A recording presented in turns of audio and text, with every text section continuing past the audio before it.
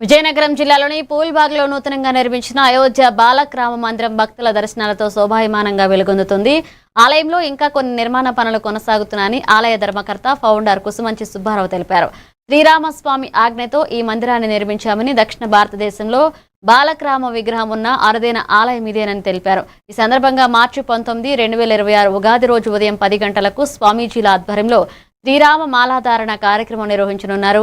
21 రోజుల దీక్ష అనంతరం ఏప్రిల్ 9న రామతీర్థంలో మాలదీక్ష విరమణ కార్యక్రమం జరుగుతుందని తెలిపారు.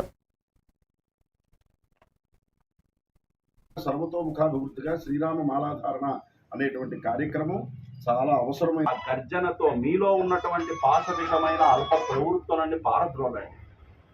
ఇంత గెలిచి రచ్చగలమన్నారు. ముందు నీలో ఉన్నటువంటి కామక్రోధాది అరిషడ్ వర్గాల్ని జయించకుండా బాహ్యంగా ఉన్నటువంటి శత్రువుని ఎలా జయిస్తాం?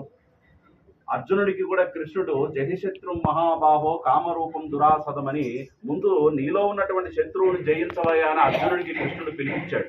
బాహ్యంగా కౌరవులు ఉండవచ్చు గాక, నీలో శత్రువుని జయించకుండా నీకు ఆ శక్తి రాదు అని అక్కడ కృష్ణ భగవానుడి యొక్క సూచన. అలాగే మన దేశాన్ని ఈనాడు కమ్ముకొని ఉన్నటువంటి అనేకమైన పాశ్చాత్య దేశాల దాడులు ఏవైతే ఉన్నాయో, మనం మన సంస్కృతిని ఎంతగా కోల్పోతున్నామో, బాహ్యమైనటువంటి దేశాల్లో మన సంస్కృతి పెరుగుతోంది, మన దేశంలో మన సంస్కృతి నశించిపోతుంది. దీనికి కారణం ఎవరు అనంటే మన పూర్వీకులు కొంతమంది చేసినటువంటి తప్పులు.